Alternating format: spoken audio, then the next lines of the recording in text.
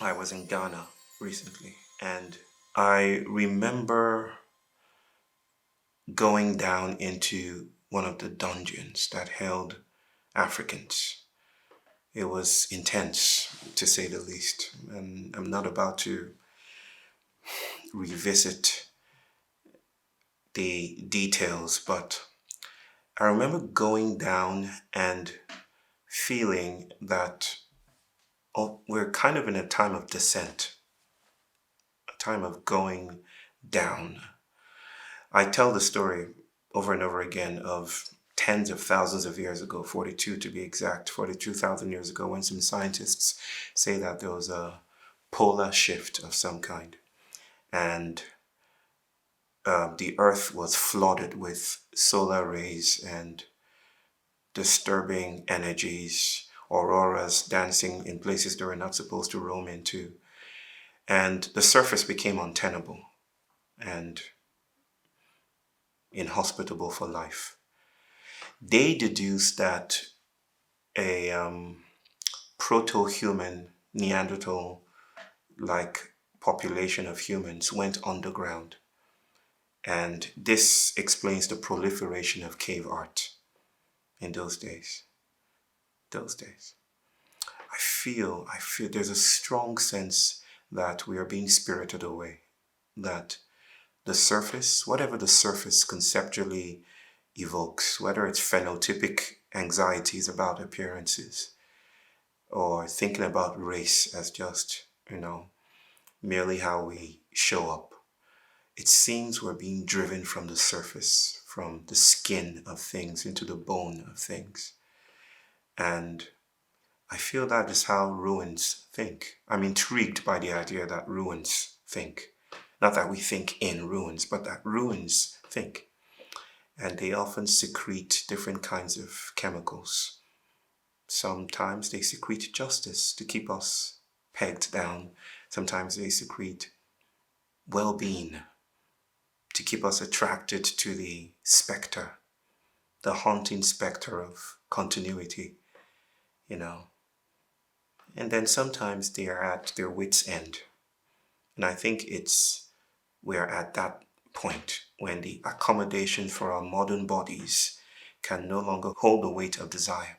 And so we have to go under. So maybe 500 years from now, whatever that means, I would describe this as a time of embarkation.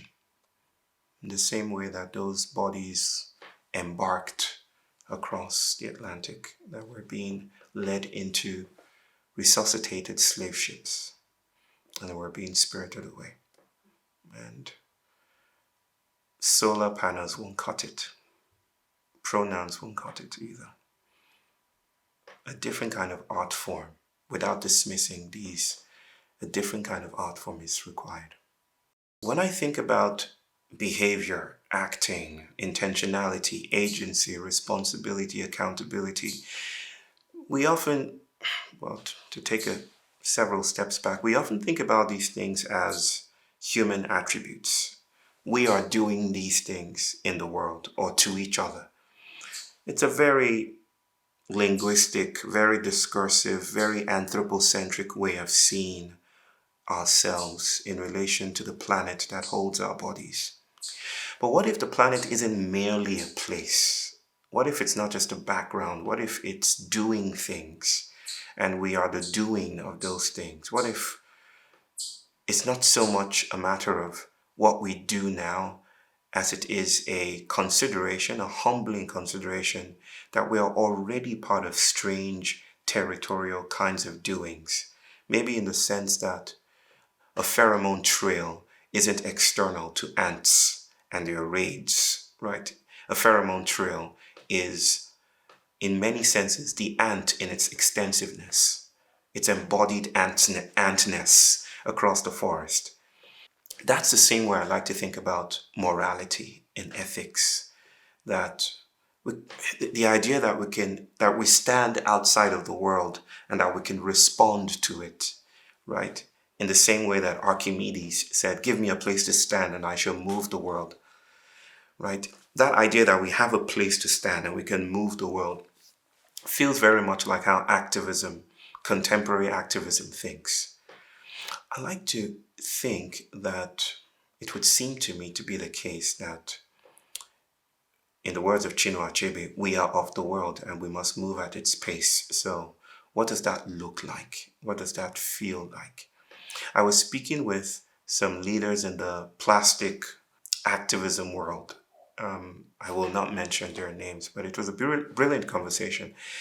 They were telling me about this technology that they have to take plastic, redesign it, put it in a family way, and kind of teach communities how to take away plastics from their environments. And it was hopeful. It's a kind of story that you want to share. It's a TED Talk kind of thing, without dismissing TED Talks or whatever they're trying to do.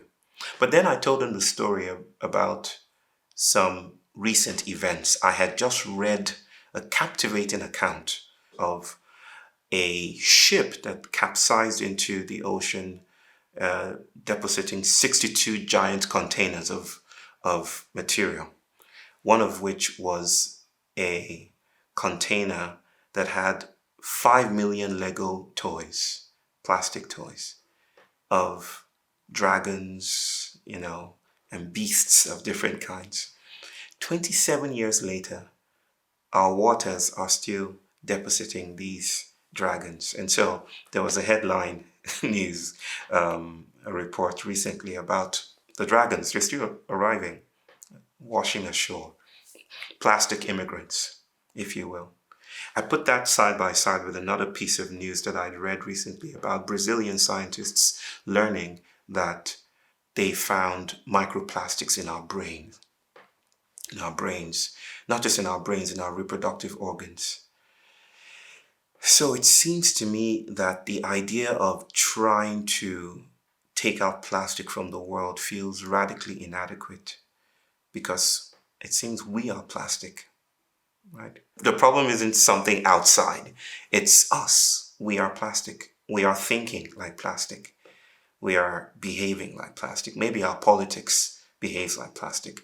Maybe there is some energetic vocational consequence to our politics, to partisan institutional politics, that has to do with plastics in our heads. Maybe we're losing nuance and complexity because we think like these things now. So I think solutions often retain the logic of the problems they're trying to exile. And so the idea of proliferating solutions doesn't feel like the energy of these times, doesn't feel like what the wilderness is calling for.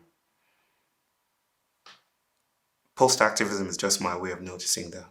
It's my way of realizing that being good may not be enough. There are lots of good people. But even goodness feels like a colonial enterprise. It feels like, from my creolized perspective as a subject of the global South, it feels like morality, hitherto represented as a universalizing thing, already intact in our breasts as conscience, that feels like an enlightenment concept. It feels too luxurious for the lightness that this time calls for. So I wonder what a sensuous solidarity looks like. Maybe it lives somewhere between the cracks of problems and solutions. I wonder what a sensuous becoming monstrous looks like. I wonder what it means to shapeshift. I wonder what the camel, the humpless camel, said just at the threshold of the desert. How do I solve for the desert? Maybe not. Maybe to approach this moment is to shapeshift into humps, is to have humps, is to become the desert. Yeah. I don't know if the idea is to get rid of the human any more than the response would be to, in the face of recognition that the ego is selfish and might be obscuring the vitality of a world larger than the ego, that the response would be to get rid of the ego, right? But I think what feels like a resonant, simmering data point is that the human is already post-human, right? The human isn't apart from the post-human. And by the post-human, I mean that we are connected with ecology. We are connected with intensity and furniture and technology, that we cannot see ourselves apart from these phenomena. So misanthropy feels like a human response. it feels exactly how cities or anxious civilizations would respond. That there's climate change. Oh, the thing to do is to not have kids or something like that. I've heard someone say, everyone should stop having children because that's the only responsible way to address a planet in demise. I think to me, having more children feels having more children. Don't look at me, but having more children feels like a joyous, like it's like the planet is a vocation. The earth is a practice, not a place. And there's something about this practice that is upbraiding, refusing the highway politics of the Anthropocene. The Anthropocene seems to be a critique of the idea that we can get from here to there. It's a distantist kind of critique. It's saying there is no steady ground. There is no unassailable place. You have to move with the waves. You have to eat of me while allowing me to eat you as well. That's the monadological ontology that plays out in my poetry around these times. So definitely not misanthropy. That feels exactly how whiteness thinks. Like canceling the other in order to make more space for the one, right? Instead, I want to be alive to the ways that the world is already moving. I don't want to cancel capitalism either, right? I want to be alive to the way that capitalism is a speculative, pragmatic label that is beyond our analysis, also moving, also fugitive. Maybe there are ways of thinking with the times that allows us to be more responsive to these energies, these minor gestures in the room. I think in terms of process, and by process I mean that I find it incredibly difficult to think about things as things. I think of things as relationships, right? Katie is not a thing or a person. I'm not saying you're a cyborg. I'm trying to say that while that is true, a lot of energy has gone into holding all the other pieces to make it true. If we let go of those other pieces, we might find that Katie is a river and Katie is a mountain. You're not a being, you're a becoming. This is what feminist authors would think of as transcorporeality, what I think of as ontofugitivity, just highfalutin ways of speaking about ontology, which is the nature of being, and fugitivity, which is a transgression of territory. Together is noticing how the world is never still, how the world is promiscuous and constantly spilling beyond its boundaries. It's decolonial in its thesis. So if you can think about that, bodies as lines, not as matrix dots, moving, meandering lines, then whiteness is not a stable territory, not even white supremacy. Whiteness is not even a property of white bodies. You might think of it as the geometry of experience, the shape of things as they move. It's not the enemy either. I mean, you can think of it as the enemy, but you risk becoming part of that game when you think about it that way. Let go of that otherizing thing, and then you might see whiteness as a transversal quality, a planet terraforming principle, no doubt, but also on its way to becoming something else as other things are. This idea that things change is quite central to systemic thinking. I want to think in terms of systems, not individuals. I want to think in terms of plantations, territories, force fields, intensities. Within those intensities, there are what Deleuze might have referred to as minor gestures. Minor gestures are the hidden intensities that don't usually surface, but they're quite in the force field. They are the cracks that are not yet surfaced. They are the potentialities that are within a system to make it something else. The way that I often story this is the fascinating account of the slave ships leaving the shores of Africa and the story of the trickster issue sneaking aboard those ships. I like that, right? Like, here's a system of capture and captivity. But then within that system is a tendency to creolize the entire ship.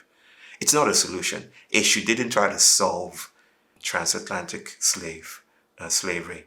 But his presence there was a kind of negative space, a kind of queering of the calculability of coloniality, right? That if a captain wrote 77 bodies on board, there was a 78th body that escaped the math of slavery.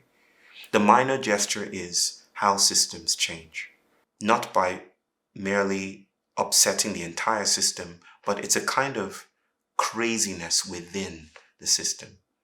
It's art. It's minor because it doesn't show up easily. It doesn't show up in the calculations at all. It doesn't show up even in the realm of decisions, blueprints, designs, right? We can't anticipate it, right? Architects, for instance, they build doorways into houses, like here.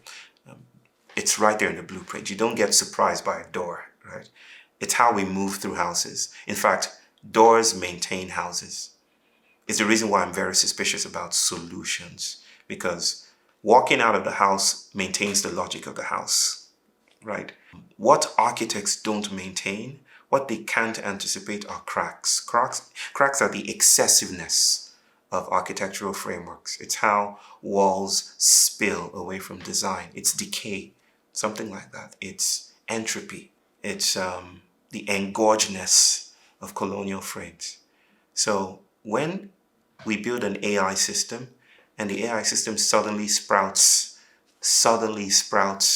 speakability or awareness or consciousness, or when we look deeper into the world using our enlightenment thesis and we're hoping to describe everything about reality, and then we happen upon a quantum world where things are crazy and chaotic, that feels like a minor gesture, like an upsetting of our establishment. The master narrative of our lives within white modernity, neurotypical white modernity, has been this privileging of space. That if you climb this pyramid, if you get to the top, then you can live the most fascinating life. You can have it all. Your white picket fence, a job, security, safety, right? That was the promise of modernity. That was heaven. Something happened on the way to heaven. And we're realizing it's not even climate change. There's a deep molecular, even if scientists should come out tomorrow and say, we're done, we figured it out. No more climate change. You can live it up. Do anything you want to. I don't think that it will address this biting, gnawing, knowing that, upsets suburbia, upsets settlement. Something within is critically incapable of digesting these times. So maybe that has shown up in terms of white bodies seeking other frameworks for life. Maybe there's a knowing that needs poetry, not language. It needs a poetry. It needs a grieving. And the way that is showing up is in terms of, well, we'll just move here. In the 60s, from New York and all of that, when Black people started to populate the city, there was white flight, right? This was how hip hop was born. white flight away from the cities to suburbia. I think there's another kind of white flight happening today, and it's white folks, especially in a space like the United States, realizing that the road doesn't lead anywhere interesting, that the highway is defunct. And so maybe there's a rush to indigeneity, except that that rush is a form of whiteness. And when you arrive, as there are all sorts of arrivals now in this space of indigeneity, there's an instant claiming of the land. There's an instant coloniality at work that repeats the thesis of the place you left behind. I spoke about Ghana when we started to talk, and I heard a story about Black Americans migrating to Ghana. Of course, Ghana has always been at the forefront of a politics of return, right? Martin Luther King was there. W.E.B. Du Bois lived there for some time and worked with Kwame Nkrumah and died there. There's always been this idea that if you want to return to your motherland, Africa, then there's space here. Well, people are taking that seriously, and there's a lot of migration, Black Americans going back to Ghana, except it comes with trouble. This thesis of returning to an origin space is troubling because those linearities map out a kind of fixed identitarian notion that veers too closely, too riskily to how whiteness thinks. Because right there, Black Americans were given lands. And I'm not saying they were just given lands, but there were, many were given lands, but they were also allowed to buy lands at affordable prices by kings and royals in Ghana. Where did they get those lands from? From Ghanaians, who are now like this. And they're like, we didn't ask for this. So within a thesis of blackness, there are cadres of blackness now. And some black is more preferable on the African continent. I think returning to original points feels like a troubling thesis. So I'm deeply suspicious of the idea of an indigeneity that's romantic, and we can just camp there if we try hard enough. No, I don't think. I think that's how whiteness builds itself and rebuilds itself. It's like a bank deposit of some kind. I'm also very reluctant to think of, it's useful to think about an age we're in, right? I think it's philosophically convenient to do so.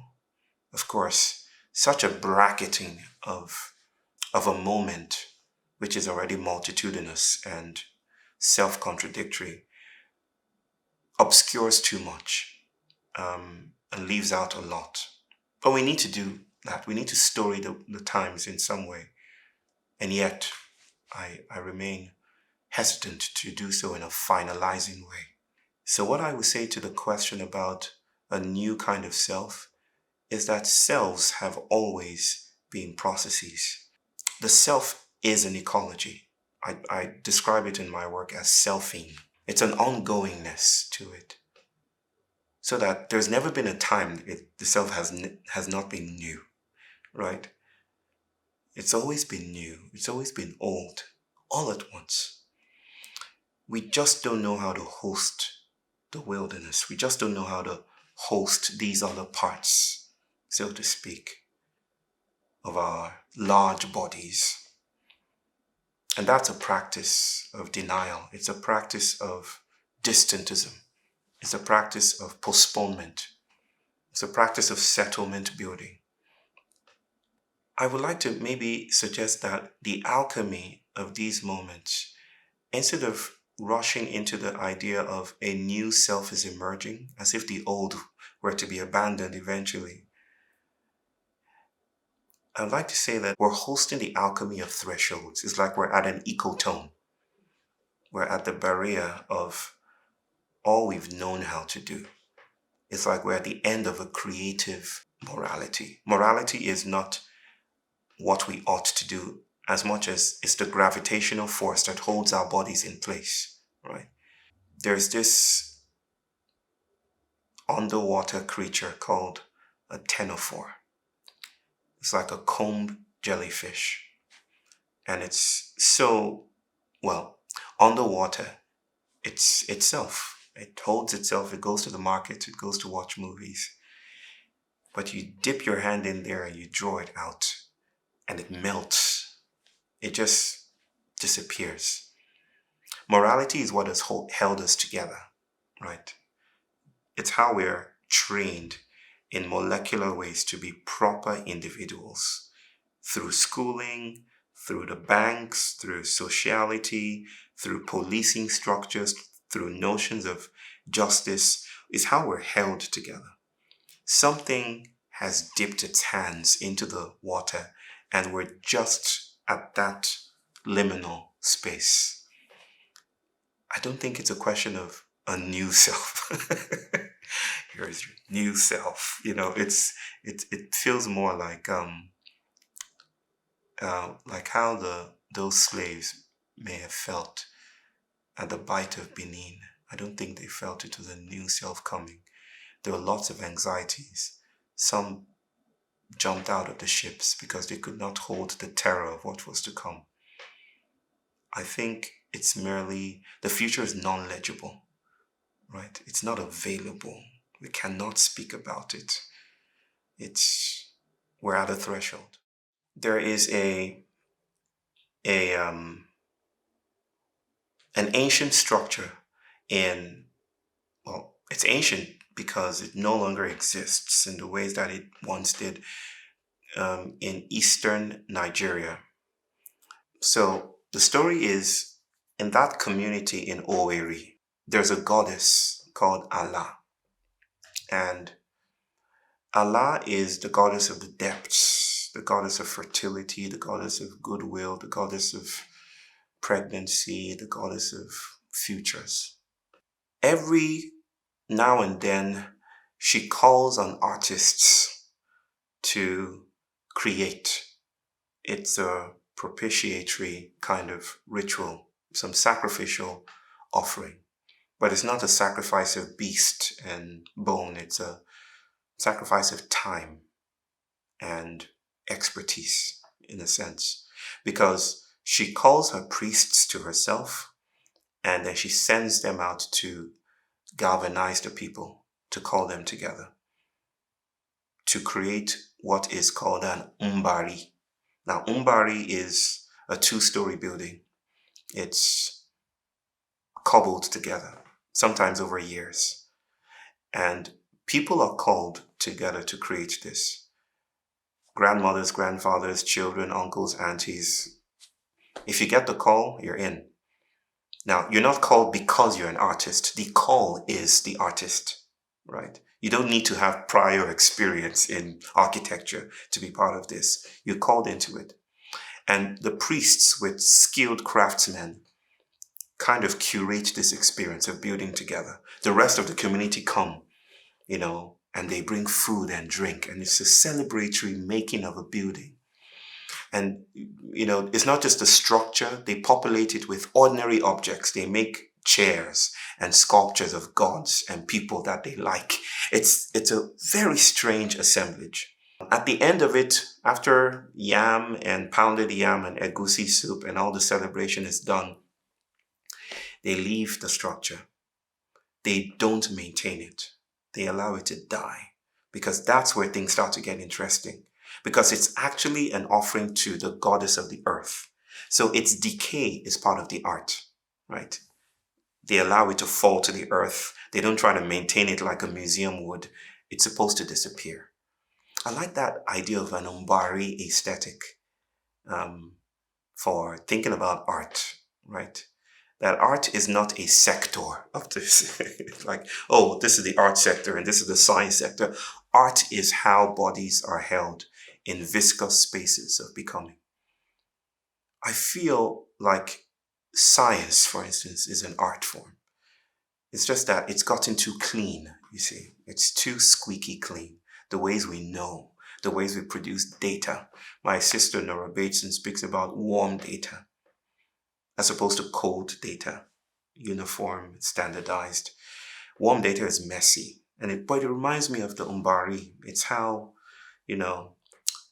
relationality, the poetics you speak about, the engine of relations, it's how it formulates itself.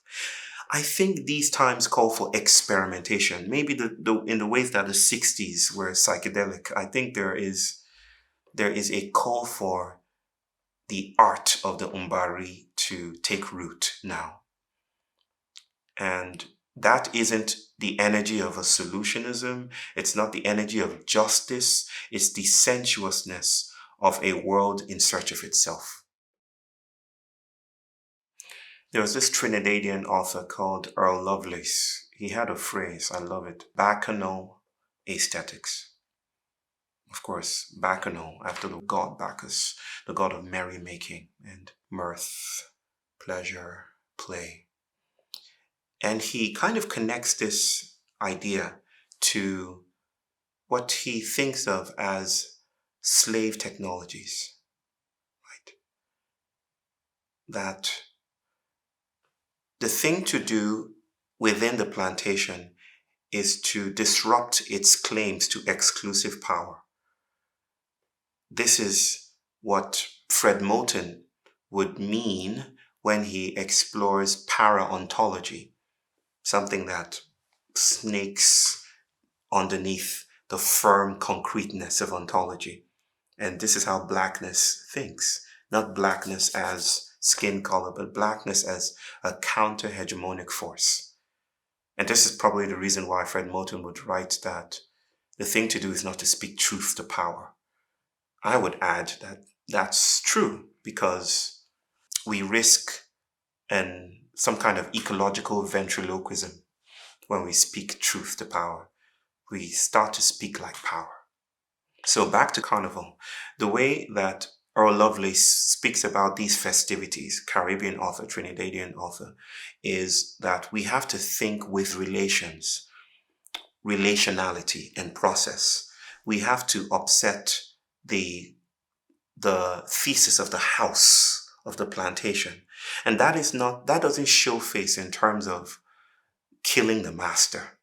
Because if you kill the master, it proliferates mastery, right? So it's not about taking down the house as much as it is exploring the fugitivity of the house. How the house has never been still. White modernity is the thesis that it's all still. This is, tick this box, this is what you are, this is what you are. It thinks with categoricity. It thinks with capital letters. Carnivals think with lowercase, right? They think with small letters. So my own explorations of Carnival ask the question, how can we convene bodies differently? Not into the space of the conference, which feels pedagogically linear and dangerously close to the idea of a guru who has all the answers. And I think it's not resolved when you say the people are the guru. How do we convene, in the words of my sister Erin Manning, a para-pedagogy that allows play to happen, that allows food and the technologies of dance to emerge? Not in terms of we've arrived or we're pushing towards a utopia, but as a way of holding space for the monster, okay? Which is another theme that we could explore. But how do we host the monster? Because the monster is, for me, the messenger from worlds yet to be born. So Carnival is how we do that, I think. And it's not the energy of against because it's like some new age woo-woo kind of realization that, oh, we're one with everything. No. It's not a solution or a set of steady tools. It's just a noticing that we do in the space of a moral field. And those moral fields could become holding carceral patterns that lock us into ontologies that are no longer serving, right? This is why I distinguish between morality and ethics. I think of morality as an ice cube, not the ice cube, respect. I think of morality as an ice cube, and ethics as the river that makes the ice cube, right? It's like something is process like. It's what Deleuze called bodies without organs. It's like Brownian fields of motion that never cease. This is erotic. It's desirous. It doesn't have a name. It's ethics, right? But often ethics wants to do something. It wants to create cells. It wants to create tables. It wants to create structure. And so it wraps on around itself, and then it creates these things. Except when embodiment happens, it comes with shadows.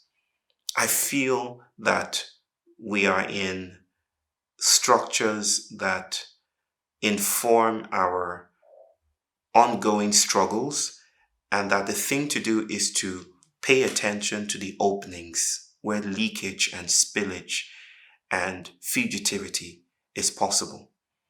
This is what post-activism is. It's not a wagging of the finger to say, nah, you're not doing it right. This is the way to go. Because it doesn't even know the way to go. Because it has since yielded its rights and abandoned the idea of arrival. It's a slave at the very edge of a plantation, noticing a crack and knowing I have to run, right? It doesn't say I have to get back to a train station at this time. Those temporalities are not available. They're yet to be born, but it's a rushing forth.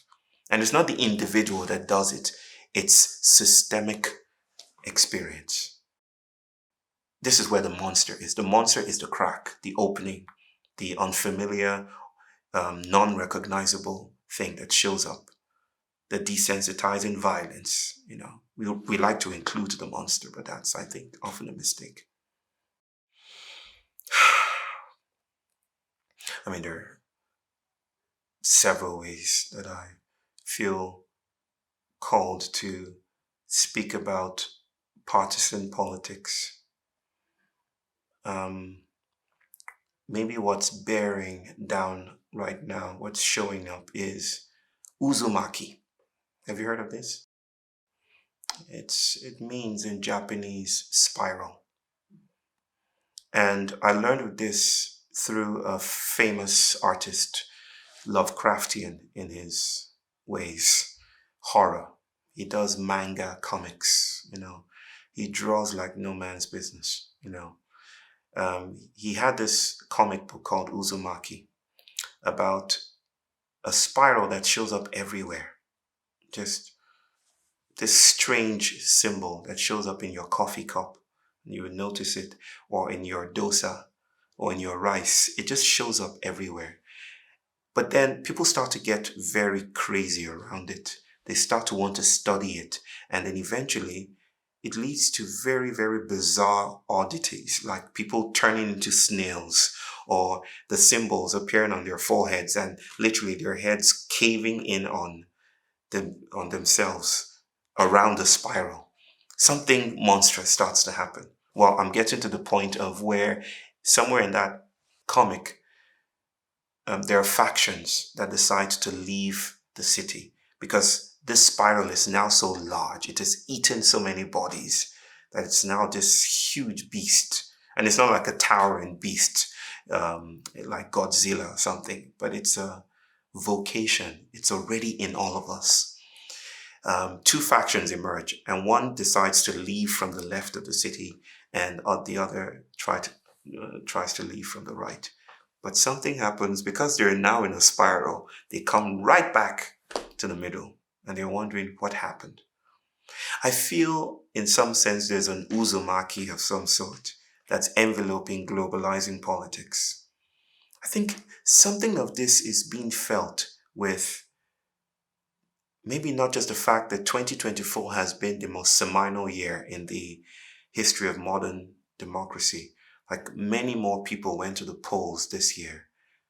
More than 62 countries, I hear, voted this year and are yet to vote. I think some yet to vote. It was like this large-scale grand experiment in, can we still vote? Can we still elect our leaders? And yet there is a decline in trust in democratic institutions. People are clamoring for what might turn out to be proto-fascist arrangements.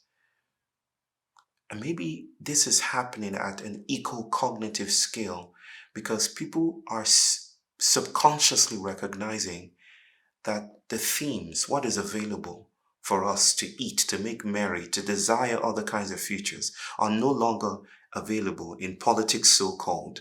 The left is behaving like the right. The terms are almost the same, right? The height of American politics, you're weird. No, you're weird. No, you're weird. That's the height of discourse. It's increasingly tribalized. No nuance, no complexity. It's either you're for us or against us. I think that the monster is misapplied to the bad guy on the other side. The monster is the pattern that is inviting some kind of rupture. It's what Deleuze would have called a ritornello, which is a returning phrase, something like a sleeping time story or something that you tell your children, something that you repeat over and over again, but is the very condition for cracks. This is the monster. The monster is not Trump. The monster is not Harris. The monster is not the other side. The monster is the noticing that we're trapped in a spiral, an ant-death spiral of some kind, and we're saying the same things. And politics is no longer productive, right? That's the monster. And that's the thing we have to stay with. This is why I speak about, even more so than my engagements around the concepts of post-activism, I speak about para-politics these days. That is, maybe it doesn't rise to the level of the institution, but there's something at work that we want to pay attention to. The carnival is how I want to invite the para to take root, to fly, to see other kinds of worlds, to sense other kinds of futures. That remains to be seen. It's a prestigious question to ask. It has huge legacies. What do I do? Feels very compelling. And yet, while it matters, I feel it only matters, or I would like to urge us to notice that it matters within a larger stream of doings, right? Of course it matters to ask the question, so what now? But if I were to tell you that, I doubt it would be useful in the ways you think it would be. Just like if I were to tell someone addicted to nicotine or some other psychoactive substance that this is going to hurt. It's going to hurt you in the long run. Hey, this is how your body looks like on the inside. Your organelles are dying. That information might be useful. And the person looks and says, I get it now. And goes out for a smoke, right? It seems having more information isn't cutting it. We have more information than ever before since 1968, was it 1968 or 1962, when Rachel Carson wrote Silent Spring, right? We have more books about climate epistemologies and every warning, every year is seminal. We're this close to the end of the world. Why isn't that information productive? It's because I think knowing what to do isn't quite the same as being in the kinds of place to do them. The conditions are not reducible. The conditions for doing new kinds of things are not reducible to having the information, is what I'm trying to say. So maybe the reason why I'm about the carnival is that I recognize that our bodies are changing, that we are already changing. This is what I call white syncopation, that we are jiving with the times beneath legible thought. How do we feed these small critters that are running around the room, that maybe are not available for questions like, what do I do? right? Because that's not always helpful to know what to do. How do we feed them? Maybe if we feed these other gestures a decision, which is the leader. The decision is the leader, not the human pretending to be the leader. The decision is the leader. But the decision is always a concatenation, a proliferation of minor gestures. Well, how do we feed the decision? How do we feed the leader? That is my question. And it's my most compassionate way of holding the what do I do, and then taking it to a compost pile and letting it do its work. I feel my speaking it is only part of the work, right? My articulations, however eloquent, are only part of this other strange vocation that is alive, that doesn't always use words, but is thought nevertheless. It's nonetheless, it's like traveling in other ways. Sometimes it might surface as a legible phrase, but then it dips back down into bodies, into the soil, into the loam, to produce other kinds of futures. And that might look like dreams. That might look like a philanthropist, falling in grief just before he signs a check.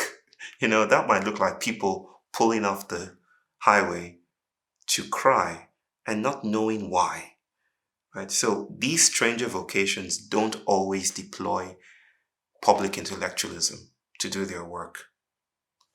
Having said that, or because of that rather, I don't have high hopes that people catch all the nuance that I try to deploy or try to play with. In fact, it's much the case that I don't catch the nuance all the time myself. People are still encased in very impervious domes and dome-like structures of thought, so that even when they come to appreciate the things that I say, for instance, and listen to the stories and do and offer mind-blasting, mind-blowing emojis, or say my life has been changed, I meet them in another context and they behave like the very thing that they say they've been changed away from. They behave like tropes. They see through appearance. They rush back into identitarian, clusters. It's that philosophy is more than thought, is more than just language. The poetics of relation will not be reduced to understanding. And cognition has never been reducible to human minds or human behavior. I think there are larger things at stake than people understanding me. And I'm perfectly fine with that. If my work were tethered to, do you get it? Are you sure you really get it? Then I would be a mess. I can rest in the partiality of my work. I really feel the need to see a different color. That's just my poetic way of saying that I want to know what it feels like to be a butterfly or something like that, to experience the world as tardigrades or a worm. So I'm always pushing against the edge. I'm always trying to say, but there's more. There's something else. We don't even have to settle for justice. That obelisk shining in the middle of the room. There's something else. There's something other than this, and we can eat somewhere else. But sometimes the way that shows up is at least in the recollection of a few, reckless.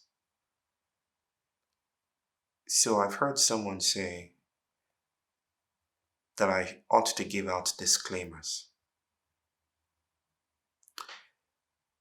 And I wonder about that. Like, in my most private moments, this is what I'm working with. And what does it mean to offer disclaimers? If disclaimers, trigger warnings are forms of care, are they also traps? What do they blind us to? And how do we presume that we know the shape and geometry of care once and for all? Doesn't care also shapeshift? Do ontologies of care travel as well? Is care a migrant? So, when I hear that, I pause. I don't want to dismiss care. I don't want to dismiss even trauma fundamentalisms, which seem to be proliferating themselves across the land. I don't want to dismiss all of that. But I also don't want to stop being at the fence. Others can play in the room. Others can do the justice thing. I need them to do that. But I need to push against the membranes of reality. And I don't mean to speak like I'm doing it, you understand? But I need to think beyond the violence that has claimed us. I need to think beyond the highway. I've never been a poster child of the highway. I need to rush into the bush. So that may be reckless, but I think that form of critique is becoming increasingly unpalatable because the bombs that land on Palestinian heads don't come with disclaimers. There were no trigger warnings for those bodies that were taken into slave ships. The trigger warning, there were no warnings. And we have to live and abide in a world that urges us to notice that safety is partial. Safety is truncated, punctuated, staccatoed, and there's no steady ground anywhere. If we make steady ground, then we make it and carve it out of the bones of that which has gone before, so that safety is already a vocation of demise. In that sense, that's what I work with. How do I do my work with care? How can my philosophies, however meandering they are, how can they really host people? How can I be more generous to this moment without presuming that I can escape without mistakes or without failures and critical flaws? How can I be open even to critique so that it doesn't land like a punchline? How can I be like water, in the eloquent phrasings of that great philosopher Bruce Lee? That's my question. Nature. I also have a problem with that headline. There are many writers that kind of say things about the 17th century, 18th century attributions, aspersions. It's almost like nature is pejorative. There's something about it that clues into the machinic Newtonian Cartesian dynamics of Enlightenment thinking that tries to exteriorize the world as if by that very gesture to create distance between us and the outside. Free will determinism, something like that. So if nature is not culture, then I am suspicious.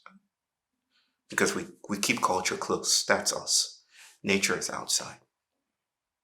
Vicky Kirby, Isabel Stengers, Karen Barad, Donna Haraway.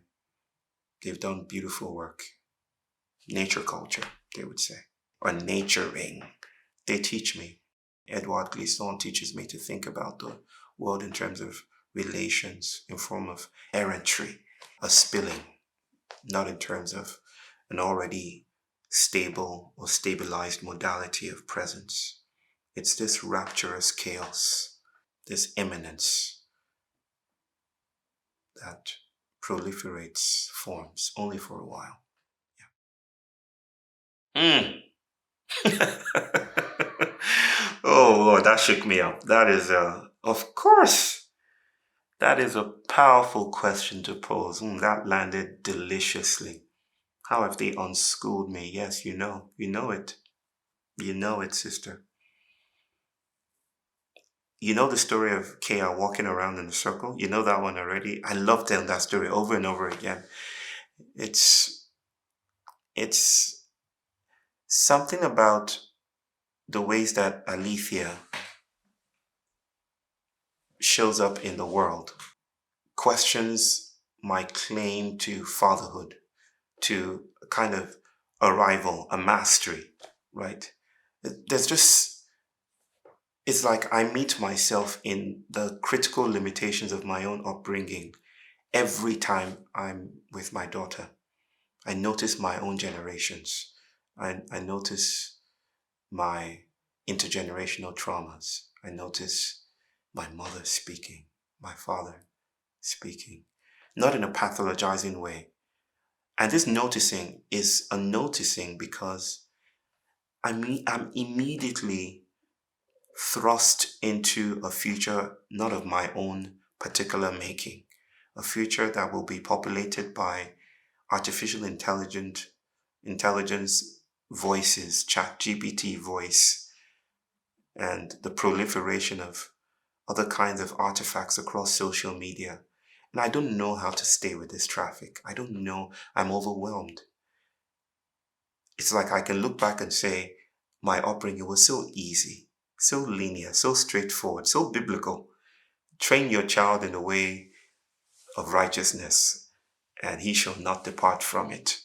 Nah, that doesn't seem to speak to the biopolitics of parenting these times must invite us to speak about. So, my daughter is pulling the rug from under my feet. She's eye rolling my philosophy. She's like, yeah. And there's just something grounding and liberatory about that all at once. My son is just my prophet. The way that he calls into question and helps me simultaneously notice the carcerality of perception. The way that he enters a room and he's immediately in touch with that pattern over there, right? And I'm like looking, what do you mean? Where is the pattern? And it's like, what's that spider web over there? And I'm like, what are you talking about? Like, he's in touch with the intensities around us, almost to the point of jealousy. Like I'm like, how do I feel in the way that you feel? How do I sense the world in the ways that you sense it? This inspired me to write a piece. I'm still writing it.